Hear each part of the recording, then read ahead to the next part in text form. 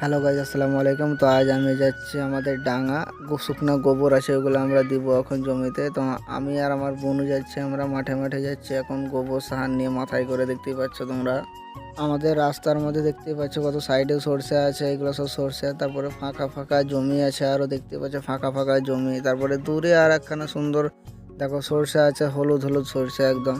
তো অনেকক্ষণ আসার পরে আমি আমার জমিতে চলেছি, দেখতে পাচ্ছি এগুলো সব বড় বড় শাক আছে। তারপরে এই দেখো রসুন রসুন টসুন আছে, সব দেখতে পাচ্ছি রসুন পেঁয়াজ আছে।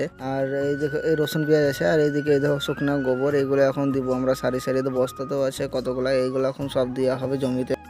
তো আমি আর দেরি না করে সুন্দরভাবে দেখো ডাবের মধ্যে শুকনো গোবর নিয়ে নিয়েছি, এবং আমি সারি সারি দিচ্ছি রসুন ভঙে দিচ্ছি সারি সারি, দেখতে পাচ্ছ তোমরা।